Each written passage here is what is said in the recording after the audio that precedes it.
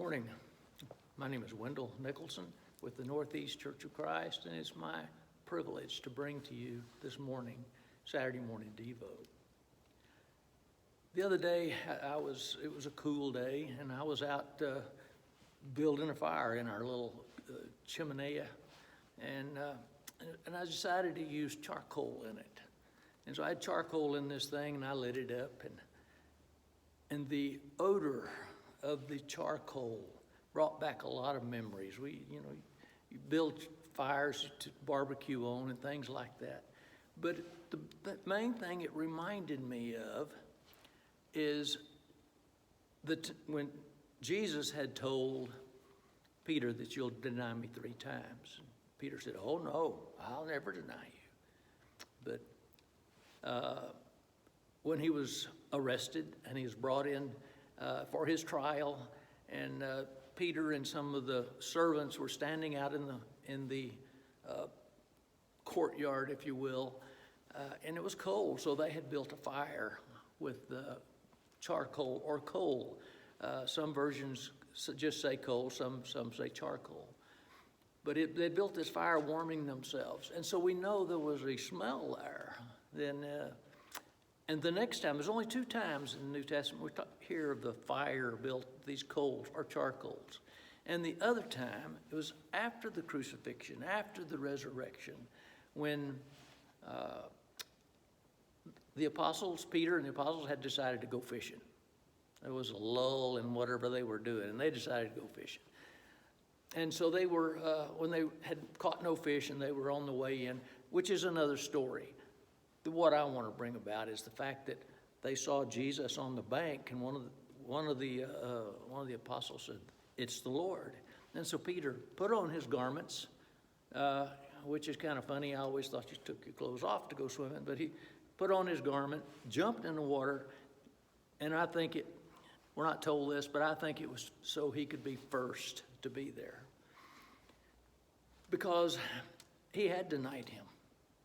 And I don't know if Peter had any one-on-one time with Jesus since he had denied him.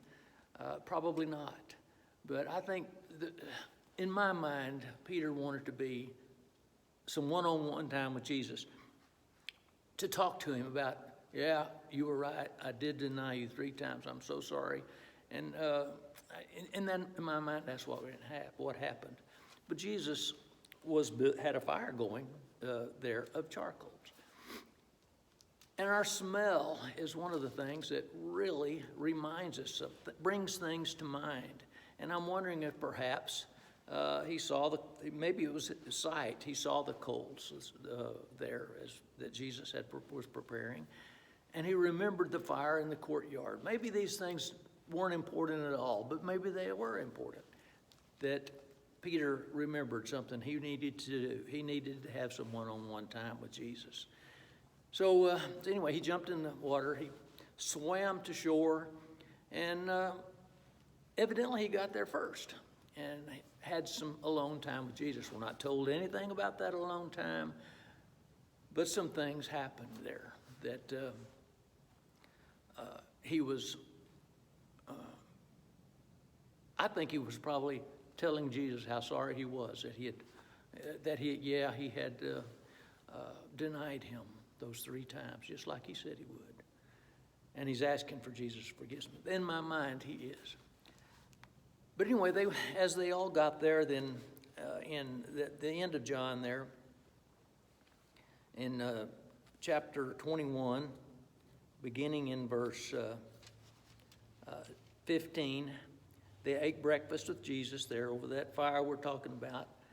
And Jesus said to Simon Peter, "Simon, son of Jonah, do you love me more than these?"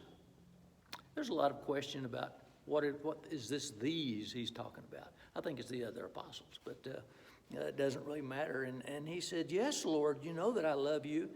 And Jesus said, "Feed my sheep." And then in verse 16, we're in chapter 21, by the way. And in verse 16, he said to him a second time, "Simon, son of Jonah, do you love me?" And he said, "Yes, Lord, you know that I love you." He said, "Tend my sheep."